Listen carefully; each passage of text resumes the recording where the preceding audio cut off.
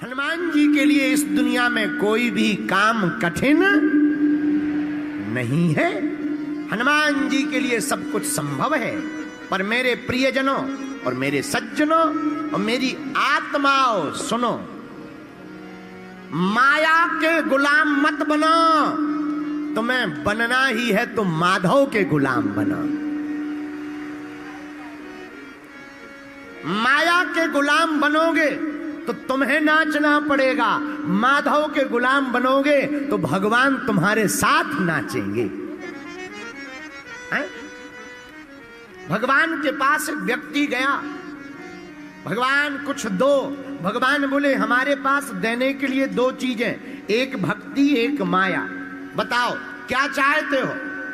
तो व्यक्ति ने कहा महाराज हमें दोनों का अर्थ समझाओ, भक्ति का अर्थ क्या, माया का अर्थ क्या, माया को पाने से क्या होगा, भक्ति को पाने से क्या होगा। मुस्कुराते हुए गोविंद ने कहा भैया अगर तुम्हें नाचना है तो माया ले लो और मुझे नचाना है तो भक्ति ले लो। अगर मुझे नचाना तो भक्ति ले लो और मेरे पागलो, बात बिल्कुल सही है। माया के पुजारी बनोगे तो तुम्हें चिंता करनी पड़ेगी और भगवान के पुजारी बनोगे तो भगवान को चिंता करनी पड़ेगी। और एक बात, चिंता सबको खात है, चिंता सबकी पीर, और जो चिंता की फाकी करे सुबह को नाम फकीर। चिंता सबको खाती है, इसलिए मेरे प्रियजनों हमारी प्रार्थना है तुम्हें महान बनना है तो याद रखना आज की हमारी कथा को तुम अपनी जिंदगी की डायरी में नोट कर लेना। मेरे पागलों, कोई भी इंसान भवनों से महान नहीं बनता है, भावनाओं से महान बनता है? साधन से महान नहीं बनता, साधना से महान बनता है। उच्चारण से महान नहीं बनता, उच्च आचरण से महान बनता है।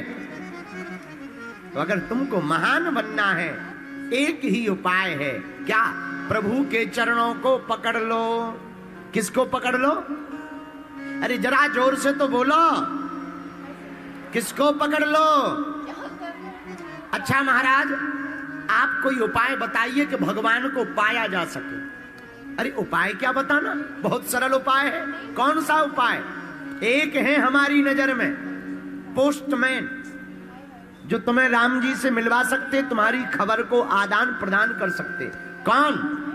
तुम्हारे भजन राम को पावे, तुम्हारे भजन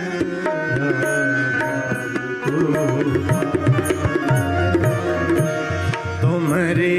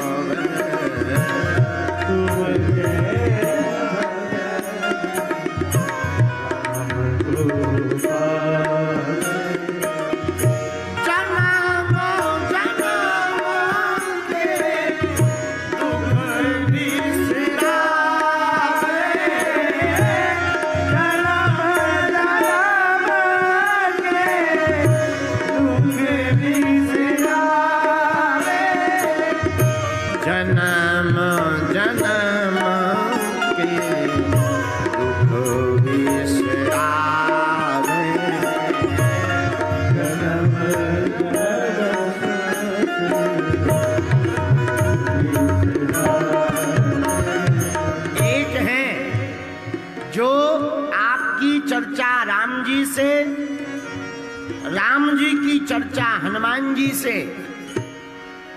हनुमान जी ही एक ऐसे देवता हैं जो तुम्हारी खबर राम जी तक, राम जी की खबर तुम तक ला सकते हैं। इसलिए हमने आज की कथा में हनुमान जी को पोस्टमैन कहा। क्या कहा? बोलो बोलो बोलो। पोस्टमैन। पोस्टमैन का काम क्या? खबर लाना और ले जाना। हनुमान जी का यही काम है। खबर लाना ले जाना।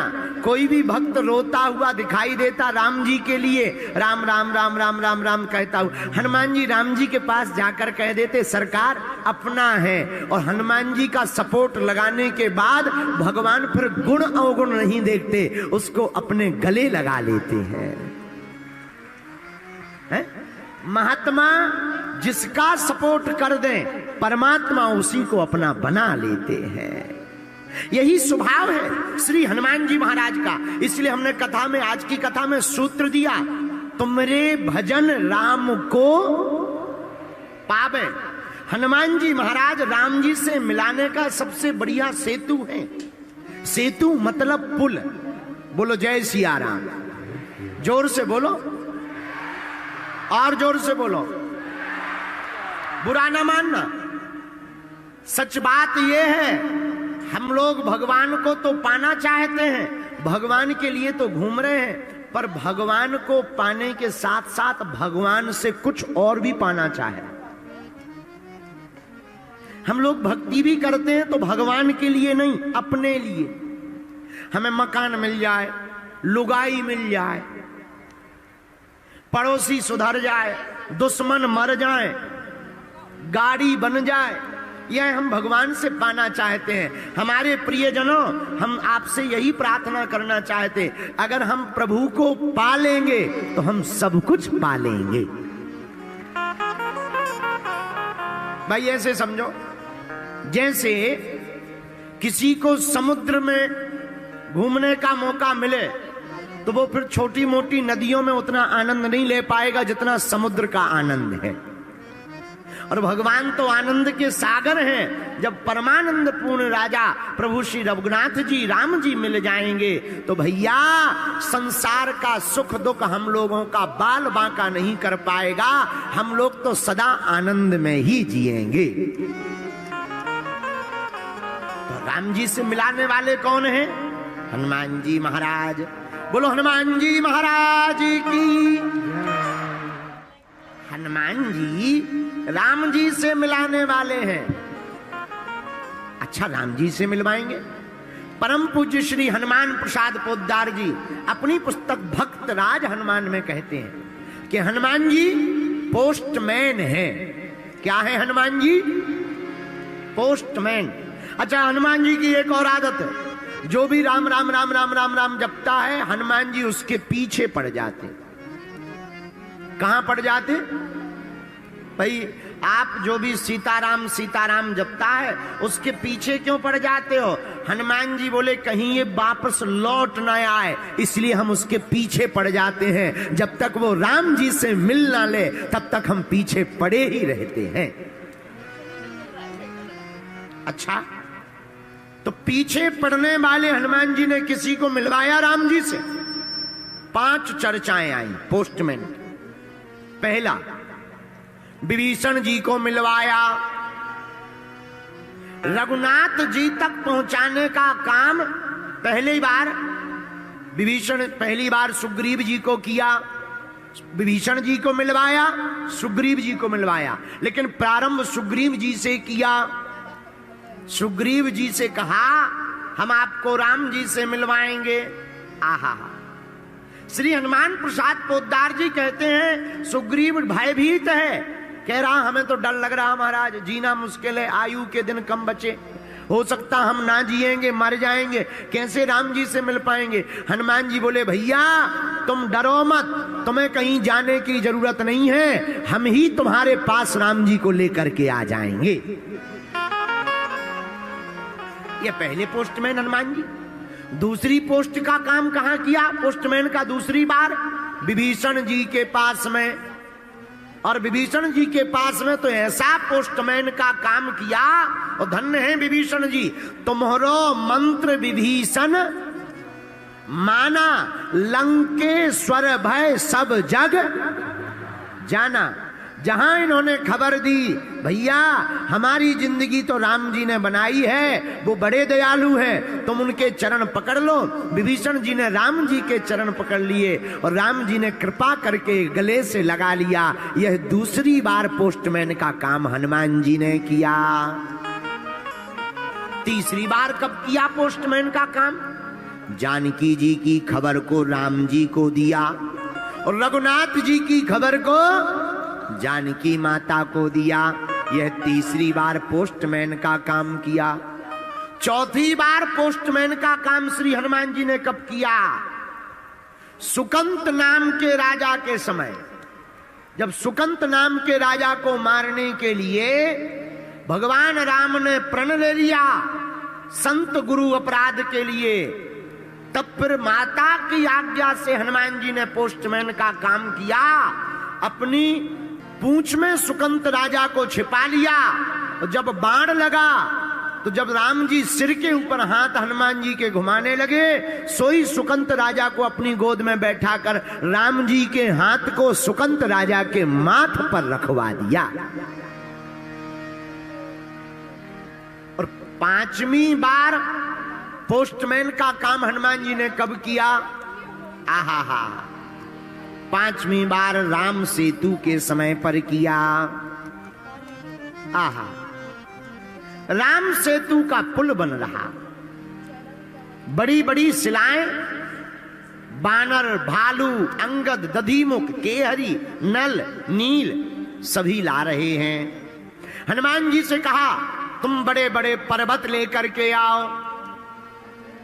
हनुमान जी बड़ी बड़ी शिलाओं को, बड़े बड़े पर्वतों को लाकर समुद्र पर पुल बनाया जा रहा। गिनती नहीं की जा रही, इतने बड़े बड़े पर्वत, इतने पर्वत अनगिनत श्री हनुमान जी महाराज लेकर के आ रहे। पुल का काम अनवरत चल रहा।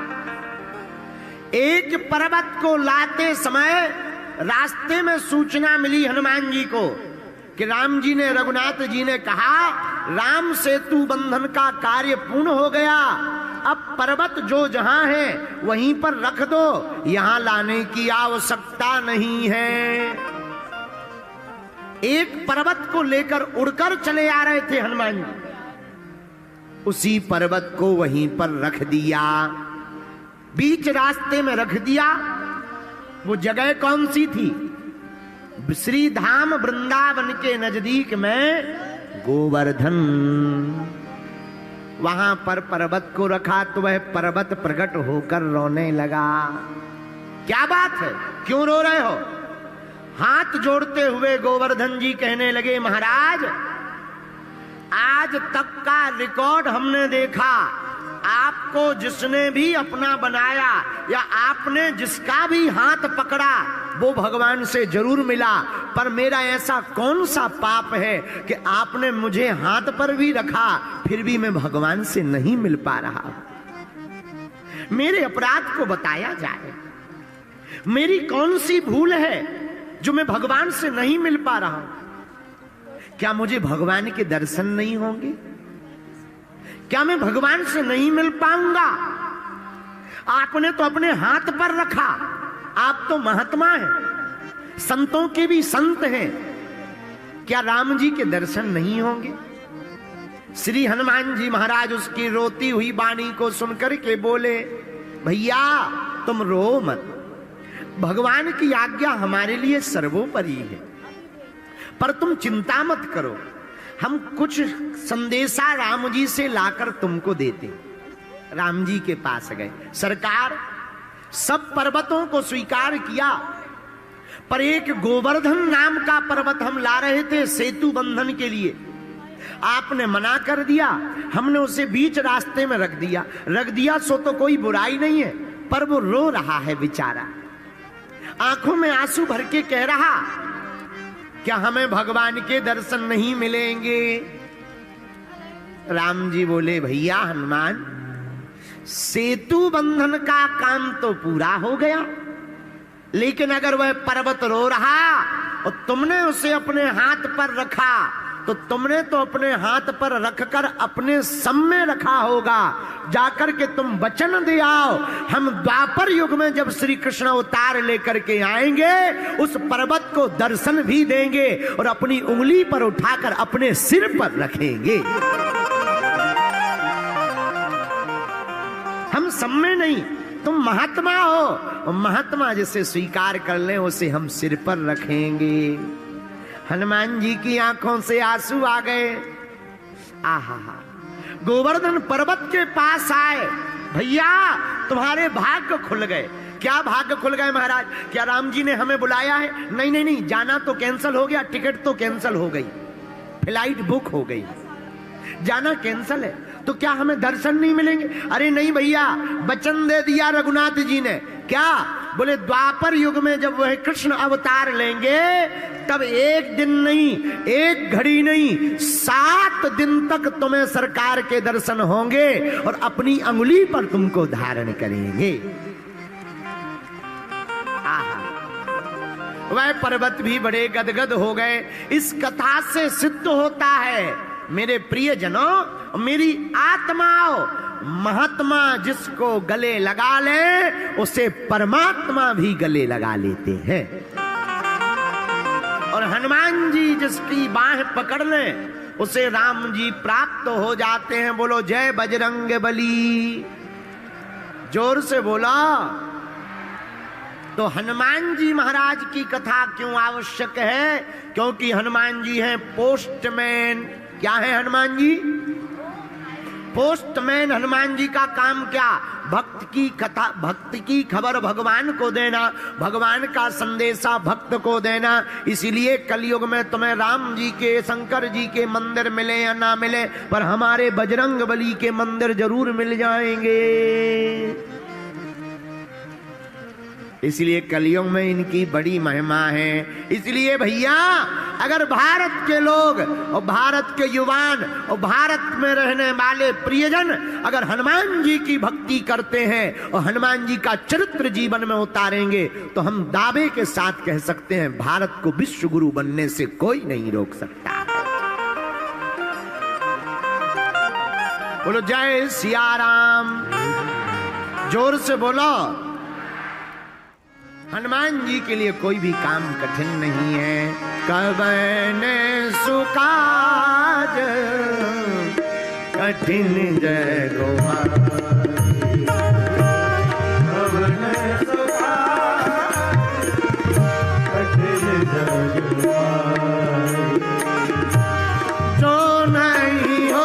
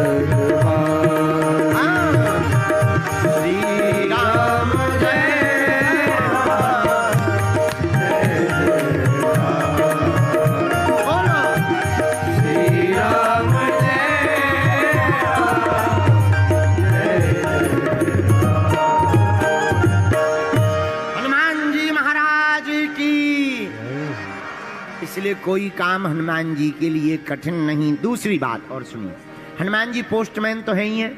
एक बात और बहुत ध्यानपूर्वक सुन लो। वर्तमान में, कलिकाल में, कलयुग में अगर कोई देवता प्रत्यक्ष रूप में है तो वो केवल हनुमान जी हैं, क्योंकि अजर अमर है। अजर अमर गुण निधि सुत हूं, सप्त चिरंजीवियों में एक हैं। इसलिए वर्तमान में कोई जीवंत देवता, प्रत्यक्ष देवता सन्मुख हैं तो वो हनुमान जी हैं भैया। इसलिए कलिकाल में हनुमान जी की भक्ति करने वाले साधक को राम जी भी प्राप्त होंगे और हनुमान जी की कृपा भी प्राप्त होगी।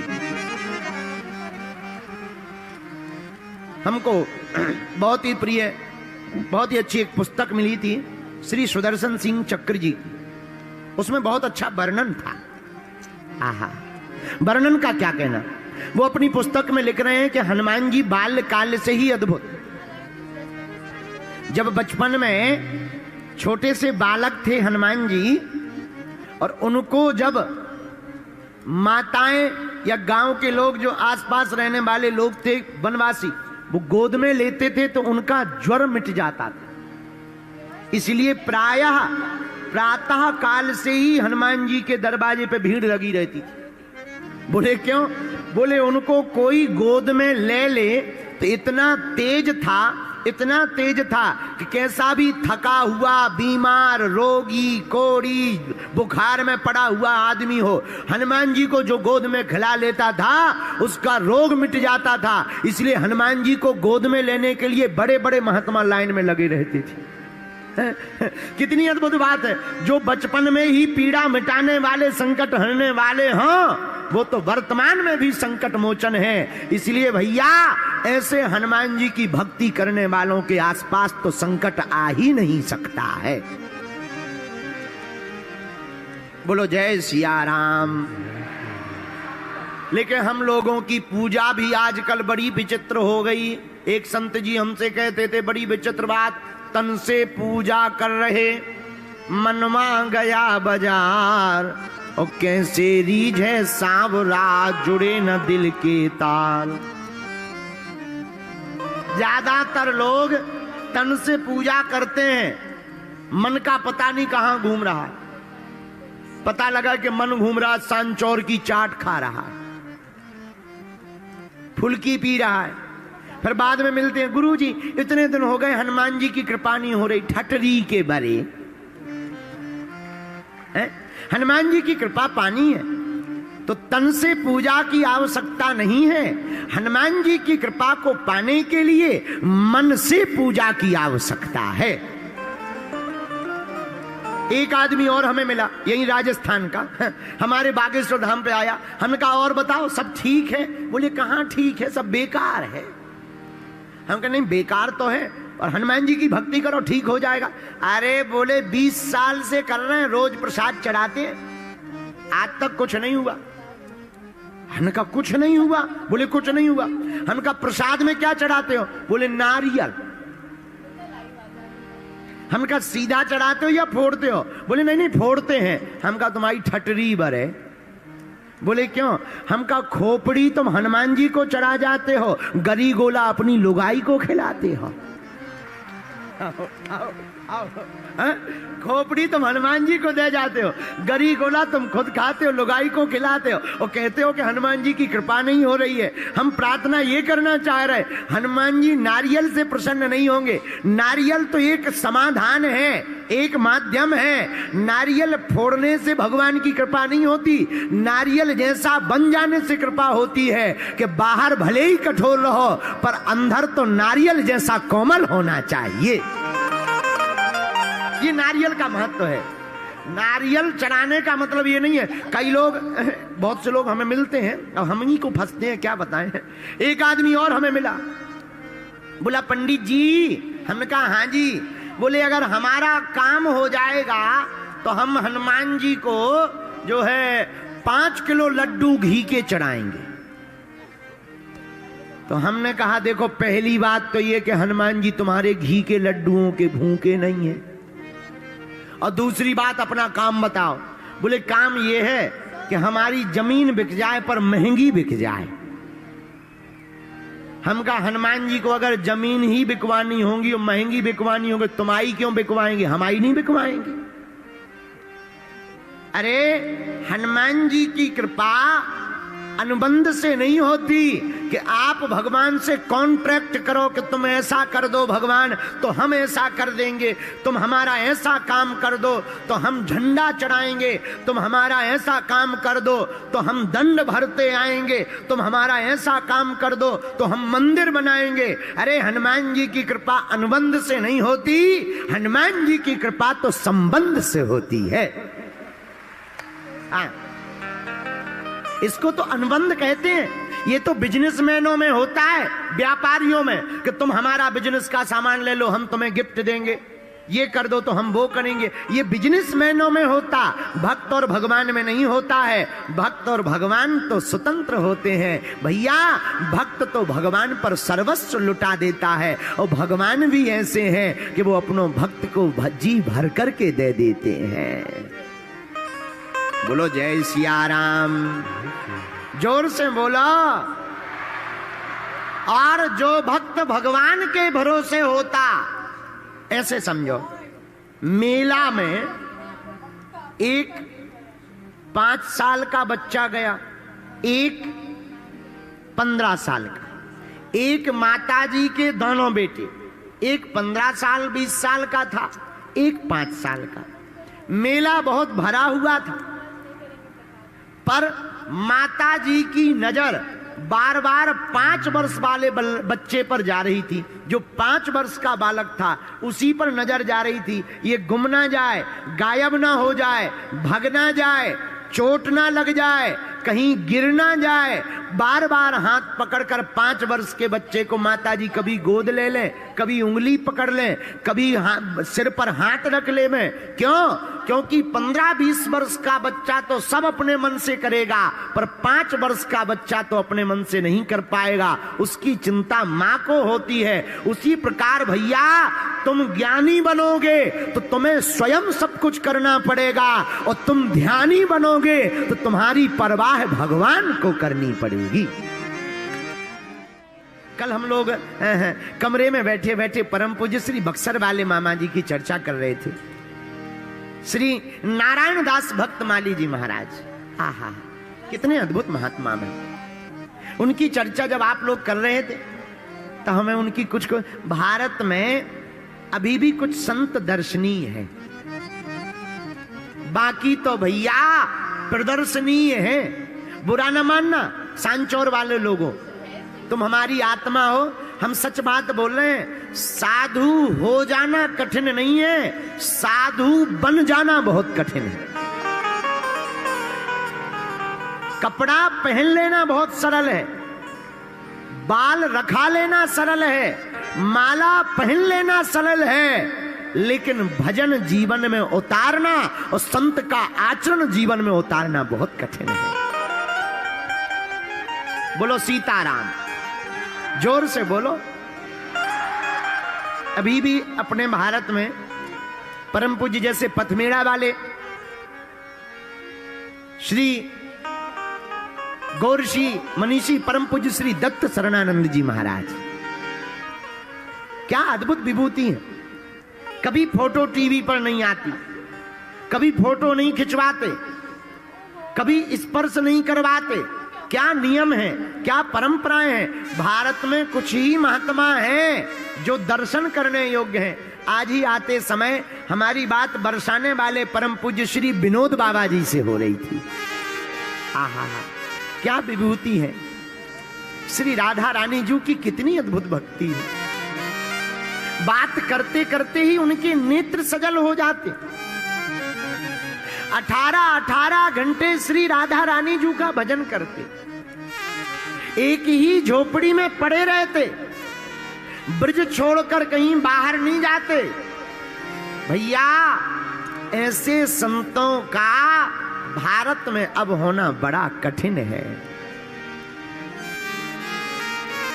चाहे वो पथमेड़ा वाले महाराज जी हो, चाहे वो बरसाने वाले पूज्य श्री विनोद बाबा जी हो, चाहे वह जगत गुरु तुलसी पीठाधीश्वर चित्रकूट वाले पूज्य गुरुदेव भगवान हो, चाहे वह मलूक पीठ वाले पूज्य महाराज जी जगत गुरु द्वाराचार्य श्री राजन दास जी महाराज जी हो।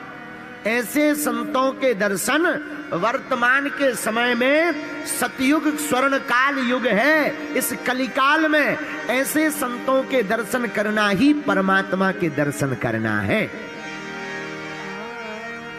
बोलो जय सिया राम। तो हम आपको बता रहे थे कि भगवान को चिंता होती है, तो मामा जी का एक वाकिया है। जिन संत के बारे में हम बता रहे, उनका शरीर तो नहीं है पर वो आज भी है।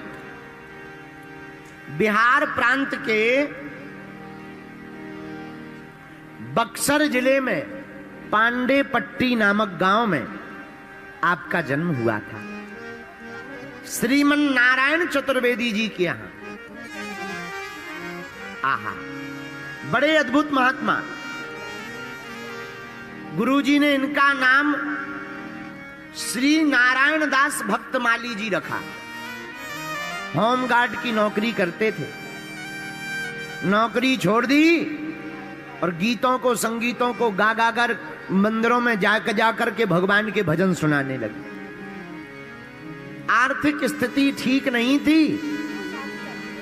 भक्तमाल जी की कथा पढ़ने के लिए वृंदावन आना था। तो यह पटना रेलवे स्टेशन पर गए। तो टिकट के लिए रुपया तो थे नहीं, पर इन्होंने सोचा अब जो होगा श्री किशोरी जी कृपा करेंगी, अब वहीं देखा जाएगा। और पटना रेलवे स्टेशन पर आकर बैठ गए। अब टिकट है नहीं, कैसे जाएं? महात्मा आदमी कहीं टीसी पकड़ ले, बेइज्जती कर ले, जेल में डाल दे, अच्छा नहीं लगेगा। वहीं एक कोने में रेलवे स्टेशन पर बैठकर आंखों में आंसू भरकर रोने लगी। श्री किशोरी जी को प्रणाम करने लगे और आंखों में आंसू भरकर रोने लगे। भैया, आपने अपने मुंह से खुद इस घटना को कई बार कहा। भक्तमाली जी कहते हैं कि हमारे सामने बैठे हुए एक सरदार जी उठे और झट से अपनी टिकट निकालकर बोले, क्यों बाबा, दिल्ली जाना है क्या? तो श्री मामा जी बोले कि हमको दिल्ली नहीं जाना, हमको तो वृंदावन जाना है, पर आप क्यों पूछ रहे? तो सरदार जी बोले, महाराज, हमें कोई जरूरी काम आ गया और हमारी टिकट दिल्ली तक की है, हमें जरूरी काम से वापस जाना है, हमारा फोन आ गया, अगर तुम्हें दिल्ली जाना हो तो ये टिकट हमारी ले लो, हमारी टिकट स्लीपर में है, बढ़िया रिजर्वेशन है, रिजर्वेशन में बैठ करके चले जाओ। मामा जी कहते हमारी आंखों से आंसू आ गए। धन्य है किशोरी जी की कृपा कि अचानक सब व्यवस्था कर दी और उन्होंने टिकट ली और श्रीधाम वृंदावन पहुंच गए। भैया, इस घटना से हम आपको ये बताना चाह रहे हैं कि अगर तुम भगवान के भरोसे रहोगे तो तुम्हें अपनी चिंता स्वयं नहीं करनी पड़ेगी, भगवान को तुम्हारी सारी चिंता करनी पड़ेगी। आपकी चिंता भगवान की हो जाएगी, आपका काम भगवान का काम हो जाएगा, आपकी पीड़ा भगवान की पीड़ा हो जाएगी। और सांचौर के पागलों, मेरी आत्माओं, हम हाथ जोड़ करके तुमसे प्रार्थना करके कहना चाह रहे, अगर तुम हनुमान जी के हो जाओगे तो तुम्हारी चिंता तुम्हारी नहीं, हमारे वीर बजरंगबली की हो जाएगी।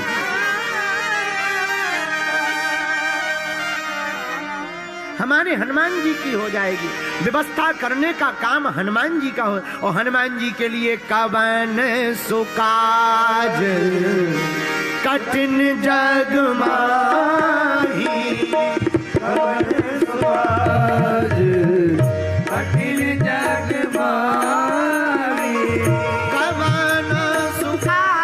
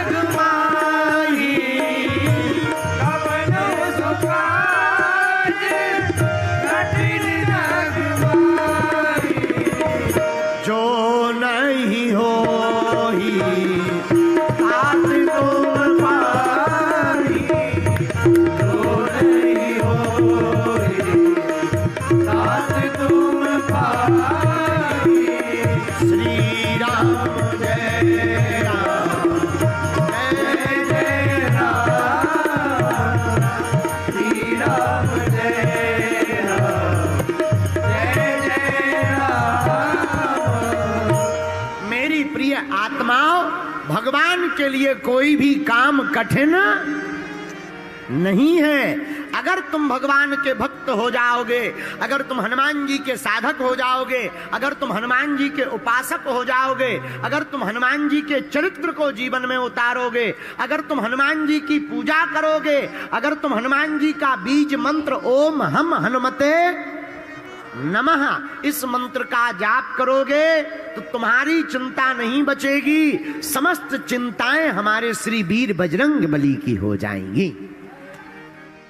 हनुमान जी महाराज सर्व प्रकार समर्थ हैं, सभी प्रकार से बलवान हैं, सभी प्रकार से निपुण हैं, बुद्धिमताम वरिष्ठम भी हैं, बुद्धि बल भी तेज है। लेकिन भैया हम हनुमान जी की भक्ति तो करते हैं पर अपने स्वार्थ के लिए हनुमान जी की भक्ति करते, अपितु हम लोगों को हनुमान जी की कृपा पाने के लिए हनुमान जी की भक्ति करना चाहिए।